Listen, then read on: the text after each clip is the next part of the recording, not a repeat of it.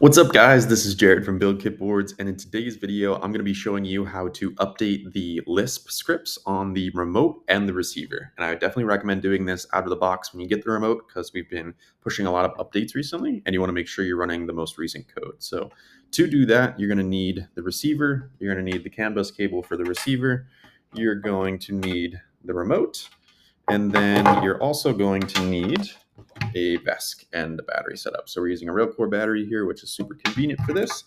And then if you're using a Windows PC, you're just going to need the USB-C cable that's included with the remote. You want to make sure that the cable you're using has data as well as power. A lot of the cheap cables don't have data. So if you're running into issues, that's likely where it comes. And then also, if you're doing this on a Mac, we have found one issue where you do need to use a USB-C to USB-A adapter and then a USB-A to USB-C cable.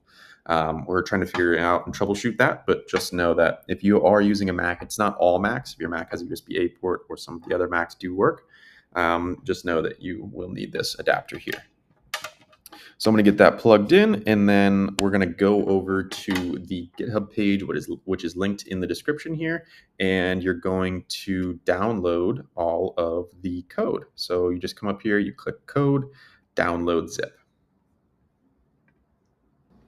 So after you get that downloaded, you just need to unzip the file. So I'm going to double click that on a Mac. You could also right click on a Windows and unzip from there.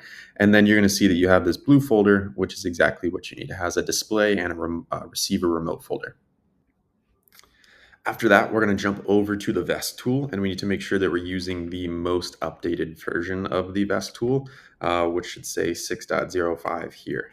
So once you have that downloaded from the VESC tool website and get that opened up, then it's time to set up everything you're doing. So I'm going to grab the CAN bus cable and the receiver, and I'm going to plug it in on the left-hand side opposite the 2-pin connector.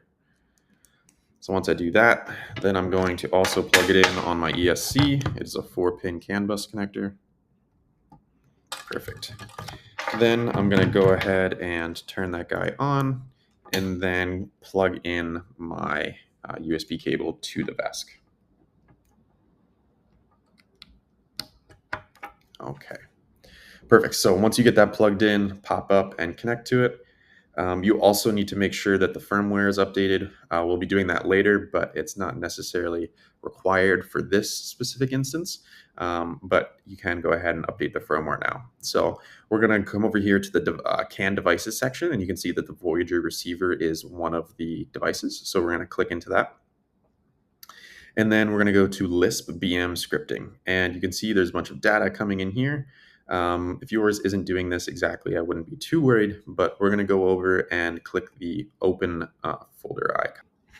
And then once you open up the folder icon, you're just going to go in and select the specific file. So we're going to open up the BKB scripts, and then we're going to go to receiver remote, and then we're going to select receiver side.lisp. We need to make sure we're using receiver_side.lisp. So we're just going to double click that to open it, and then we're going to click upload. So that's going to erase the current Lisp file, and you're going to see it says parsing, and then we're just going to give it a minute or two, and it'll start streaming data again.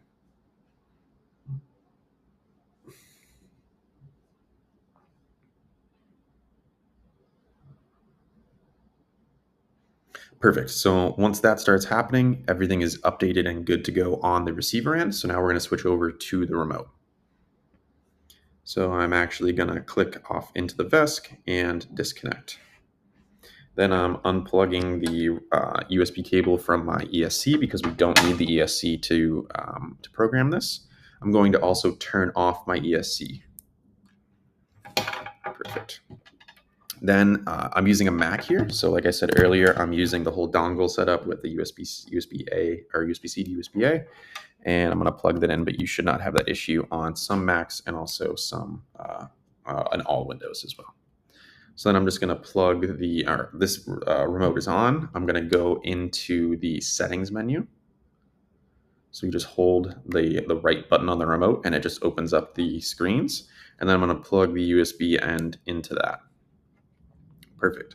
So once that is up, you need to make sure it's in this screen or else you won't be able to communicate with the remote. So once that's there, I'm just going to come up and you can see serial ESP32 came up. So I'm going to click connect on that.